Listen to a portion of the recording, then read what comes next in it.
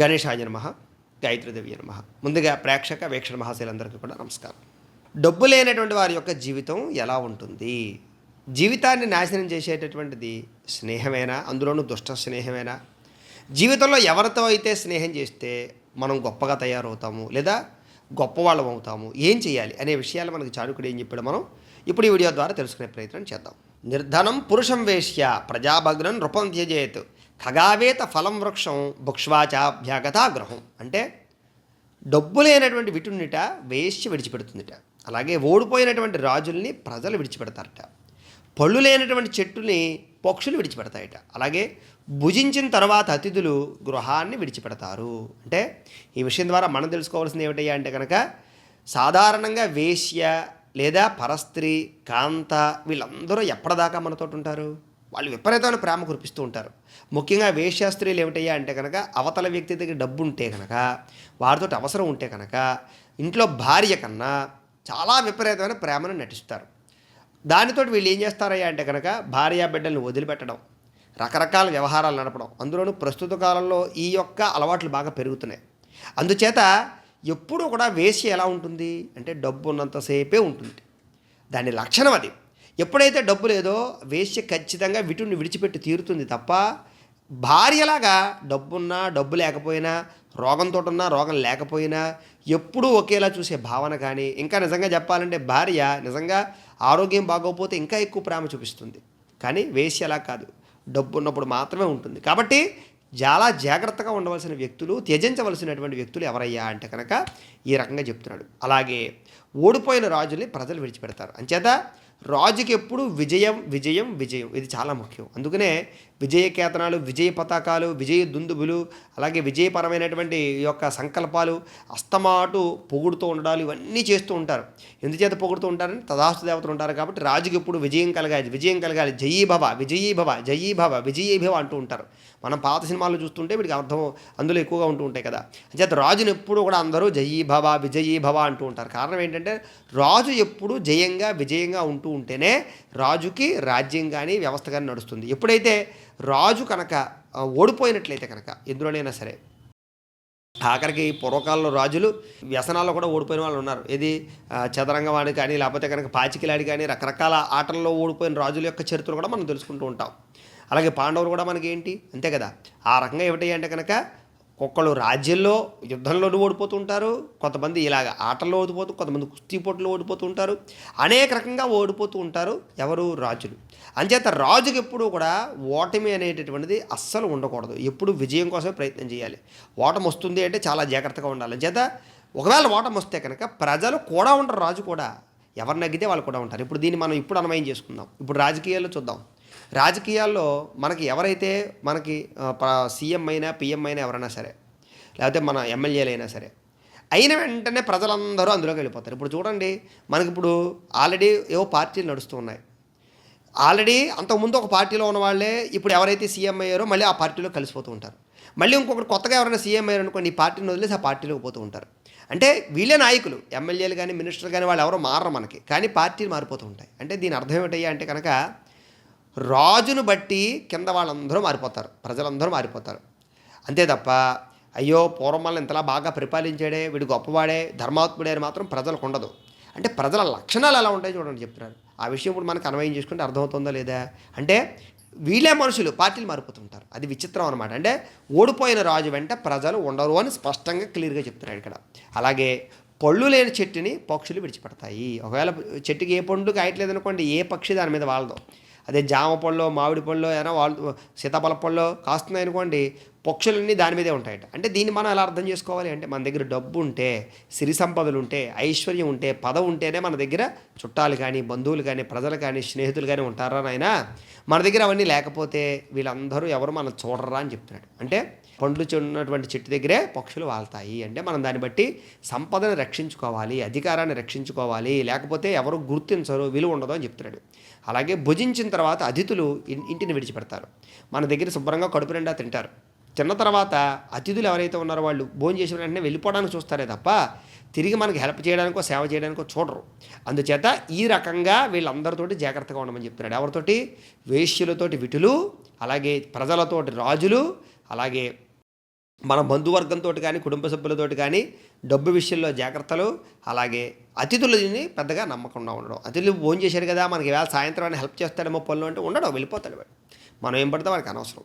ఈ రకంగా ఉంటారా జాగ్రత్త అని చెప్తున్నాడు చాణక్యుడు. అలాగే గృహీత్వా దక్షిణాం విప్రాహ తీజంతి యజమానకం ప్రాప్త విద్య గురుం శిష్య దగ్ధారణ్యం మృగాస్తథా. చాలా గొప్ప విషయాన్ని చెప్పాడు చూడండి.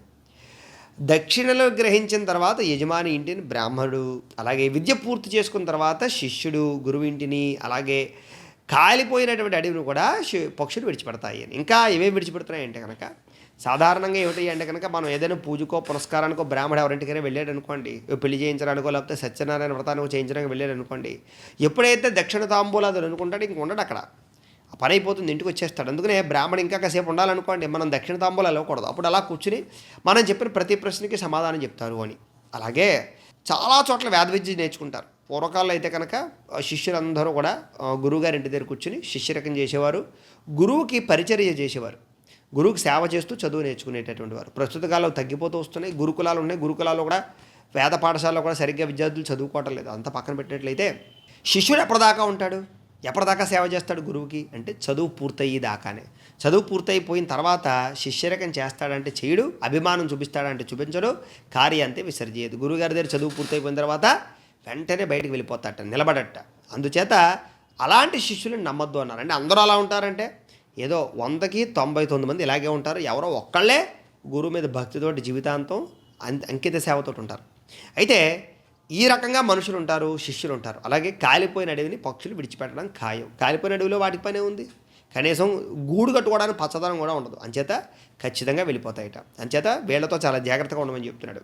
అలాగే దురాచారి దూరదృష్టి దురావాసీచ దుర్జన ఎన్మైత్ క్రీతే పుంభిర్నర శీఘ్రం వినశ్యతి. అంటే దీని అర్థం ఏంటి అంటే కనుక చెడు నడవడిక ఉన్నటువంటి వారితో స్నేహం కానీ, దుష్టభావాలు ఉన్నటువంటి వారితో కలిసి ప్రయాణం చేయడం కానీ, లేదా అలాంటి వాళ్ళతోటి ప్రదేశంలో నివాసం చేయడం కానీ, దుర్జనుల వెంట వ్యవస్థ చేయడం కానీ, వ్యాపారాలు చేయడం కానీ, ఇవన్నీ కూడా నాశనానికి దారితీస్తాయి అని. అంటే చెడు నడవడిక ఉన్నటువంటి వారితో స్నేహం చేసామనుకోండి, వాళ్ళ వల్ల వ్యసనాలు వస్తాయి, గొడవలు అవుతాయి, లేదా పోలీస్ కేసులు అవ్వచ్చు, రకరకాల తప్పుడు పనులు చేయడానికి వాళ్ళు ప్రేరేపిస్తారు. కాబట్టి చెడు నడవడిక ఉన్నవారితో స్నేహం అసలు చేయకూడదు. ఏదైనా లావాదేవీ ఉంటే చూసుకుని వచ్చేయాలంతే. దుష్టభావాలు ఉన్నటువంటి వారితో కలిసి ఉండడం అంటే వాళ్ళకి ఎదుటివాడు ఎదుగుతుంటే ఓర్వలేడు, కూర్చుంటాడు, మరి వాడు ఎలా అయిపోతున్నాడు చూడరా, వాడు ఎలాంటి కారు కొనేసాడు చూడరా, వాడు ఎలాంటి బిల్డింగ్ కట్టేసాడు చూడరా, వాడికి ఏట్రా తెగ సంపాదించేస్తున్నాడు అంటూ పక్కవాడిని ఎంతసేపు చిన్నగా చూడడం, లేదా ఎవరైనా అమ్మాయి కనిపించిందంటే వాడి దగ్గరికి వెళ్ళింది, వీడి దగ్గరికి వెళ్ళింది, ఇలా మాట్లాడుతూ ఉంటారు కొంతమంది. ఇలాంటి వాళ్ళతో సహవాసం చేస్తే కనిపించే ప్రపంచం అంతా కూడా చెడ్డగా కనపడుతుంది. అంచేత చెడు భావాలు చూసే ప్రతి స్త్రీని కూడా వ్యంగ్యభావంగా చూడడం, లేదా కామభావంతో చూడడం, ఇలా కొంతమంది చేస్తూ ఉంటారు. అలాంటి వాళ్ళతో మనం కూడా ఉన్నాం అనుకోండి, మన దృష్టి కూడా స్త్రీని ఇలా చూడాలా, ఇలా వ్యవహరించాలా, ఇలా మాట్లాడాలనిపించి మనం కూడా అలాగే చూస్తూ ఉంటాం. అందుచేత భావాలు మంచి భావం ఉన్న వాళ్ళతో చూడాలి. ఆవిడ చూడాలి దేవతలా ఉంది చక్కను అండి, అలా మాట్లాడాలి. అలాగే పోలేరా వాడు చక్కగా ఎంతో కష్టపడ్డాడు చిన్నప్పటి నుంచి, ఇప్పుడు ఎదిగాడు, పాపం కష్టపడి సంపాదించుకుంటున్నాడు, ఇలా మాట్లాడేది వారిని.